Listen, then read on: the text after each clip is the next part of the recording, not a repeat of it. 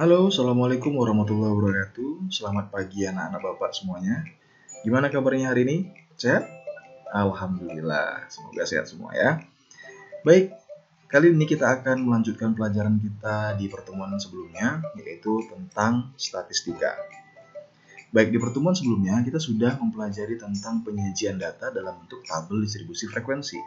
Nah, hari ini kita akan mempelajari tentang penyajian data yang lain, yaitu berbentuk histogram. Iya, bukan Instagram ya, tapi histogram. Oke. Nah, histogram itu bagaimana sih? Nah, sekarang saya akan berikan tabel yang udah kita rangkum di pertemuan sebelumnya. Nah, tabelnya seperti ini kan? Masih ingat? Baik. Nah, sekarang tampilan histogramnya bagaimana? Seperti ini. Ayo, silakan diamati terlebih dahulu. Bagaimana cara membuat histogram dari tabel yang diberikan di sebelah kiri itu? Iya, sekarang Bapak pandu. Mirip seperti apa bentuknya? Iya, betul. Diagram batang. Sudah pernah kita pelajari di SMP maupun di SD kan? Iya. Jadi histogram ini mirip dengan diagram batang. Perhatikan lagi frekuensinya. Frekuensinya sama bukan? Di sini 1, di sini juga 1. Di sini 11, di sini juga 11, dan seterusnya. Kemudian perbedaannya apa dengan diagram batang? Ada yang tahu? Coba diamati. Iya, terletak pada skala sumbu X-nya. Iya, di sini banyak ada 40,5 tidak sesuai dengan tabel. Lantas kita amati 40,5 itu apa sih sebenarnya? Perhatikan 40,5 pada batang yang pertama. Ya, batang yang pertama di sebelah kiri ada 40,5 dan di sebelah kanan ada 50,5. Apa itu? Sekarang kita simak. Ternyata 40,5 itu adalah 41 dikurang 0,5. 41 dikurang 0,5. Kenapa itu, Pak? Kenapa nggak yang lain? Kenapa nggak misalnya 20 tambah 20,5? Kenapa mesti 41 kurang 0,5? Karena 41 itu adalah batas bawah dari sekelas pertama, yaitu si ini, 41 adalah batas bawahnya. Nah, selanjutnya 40,5 itu akan disebut dengan tepi bawah kelas. Sehingga rumusnya tepi bawah adalah batas bawah dikurang 0,5. Iya, sekarang kita perhatikan yang di sebelah kanan batangnya, yaitu 50,5. 50,5 itu apa? Dari mana dapatnya? Ada yang tahu? Iya, ternyata 50 ditambah 0,5. 50 dari mana? Iya, dari batas atas kelas pertama. Nah, jadi batas atas ditambah 0,5. Selanjutnya akan disebut dengan tepi atas kelas. Maka rumus tepi atas adalah batas atas ditambah 0,5. Jadi, dalam membuat histogram bagaimana? Iya, dicari dulu tepi bawah dan tepi atasnya untuk menjadi skala sumbu X. Bagus. Gimana, sudah paham ya bentuknya? Mantap. Sekarang kita masuk pertanyaan yang berikutnya. Kalau gitu, apa sih histogram itu? Ada yang bisa menyimpulkan dari aktivitas tadi? Iya, bagus ya. Histogram itu penyajian data dalam bentuk diagram batang, tapi skala sumbu X-nya itu berupa tepi kelas. Itu aja. Gampang kan? Oke, nah sekarang kita masuk ke penyajian data yang berikutnya, yaitu polygon frekuensi. Kayak nama sepeda ya. Ups, bukan endorse. Oke. Nah, polygon frekuensi bentuknya sebagai berikut. Silahkan kalian amati. Datanya seperti ini, tabel yang di pertemuan kemarin. Nah, poligonnya seperti ini, poligon frekuensinya. Coba kalian amati. Mirip seperti apa poligon frekuensi? Iya, diagram garis. Bagus ya.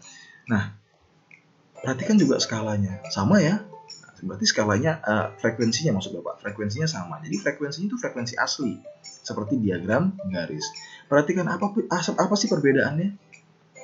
Iya, ternyata perbedaannya juga sama, yaitu di skala sumbu X. Cuman di sini 45,5. Apa 45,5 itu? Dari mana datangnya? Ada yang tahu? Iya, ternyata 45,5 itu adalah 41 ditambah 50 dibagi 2. Jadi manfaatkan informasi di kelas pertama. Jadi 41 tambah 50 dibagi 2 itu ternyata 45,5. Nah, selanjutnya 45,5 ini disebut dengan data tengah. Yang rumusnya itu adalah batas bawah ditambah batas atas dibagi 2. Nah, Jadi kesimpulannya apa? Bagaimana cara membuat poligon frekuensi? Iya, harus ditentukan dulu data tengah tiap kelasnya untuk didaftarkan sebagai skala sumbu X. Baru dibuatlah frekuensinya, hubungkan titik-titiknya, jadilah poligon frekuensi. Oke, mudah ya? Iya. Nah, sekarang kita masuk ke penyajian data berikutnya. Oh, sebelum itu, kesimpulan dari aktivitas tadi apa? Apa itu poligon frekuensi? Ada yang tahu? Iya, poligon frekuensi itu adalah penyajian data dalam bentuk diagram garis. Karena mirip diagram garis kan? Nah, tapi skala sumbu X-nya itu berupa data tengah kelas. Ini sudah paham ya perbedaannya ya? Oke, nah sekarang yang berikutnya penyajian datanya berbentuk OGIF namanya. Nah, ini imut namanya OGIF. Nah, sekarang bagaimana cara membuat OGIF dari tabel yang kita berikan? Baik, inilah bentuk OGIF-nya. Oke, agak berbeda ya. Nah, kita perhatikan sekarang frekuensinya.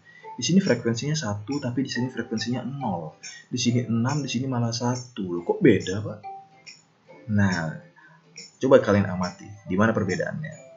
Yang pertama terletak pada skalanya dulu ya. Nah, skalanya ini 40,5 ini mirip dengan pada skala histogram, yaitu tepi kelas. Berarti untuk membuat OGIF butuh tepi kelas. Nah, kemudian perhatikan frekuensi yang saya bilang tadi. Di mana letak perbedaannya? Iya, ternyata kalian bisa lihat di frekuensi yang paling atas, si 44. Ternyata si 44 itu adalah hasil penjumlahan semua frekuensi. Artinya 44 itu adalah frekuensi kumulatif. Kalau gitu, berarti semua skala yang ada pada titik-titik di OGIF ini adalah frekuensi kumulatif. Artinya penjumlahan frekuensi. Nah, masih bingung? Oke, nggak apa-apa. Bapak akan jelasin bagaimana detailnya membuat OGIF. Oke, perhatikan bagaimana cara membuat OGIF. Nah, kita tadi punya tabel ini. Nah, untuk lebih detail, kita akan membuat satu tabel lagi, yaitu tabel tepi bawah. Nah, jadi tepi bawah dan tepi atas maksudnya, tepi kelasnya. Jadi 41 ini tepi bawahnya 40,5. 51 ini tepi bawahnya 50,5. Nah, di sini 91 tepi bawahnya 90,5. Dianggap ada kelas berikutnya yaitu 100,5 tepi bawahnya.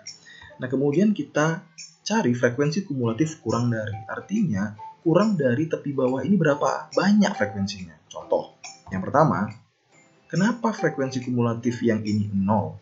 Artinya, kurang dari 40,5, artinya di atas kelas ini. Di atas kelas ini kan nggak ada datanya. Makanya dia jadi 0. Kemudian, kenapa kelas yang kedua jadi 1? Karena kurang dari 50,5, artinya di atas kelas ini. Di atasnya berarti 1. Dan seterusnya, seperti itu. Sehingga bisa kita gambarkan seperti ini. Nah, jadi ditambahin semua tuh frekuensinya. Maka OGIF-nya gambarnya seperti ini.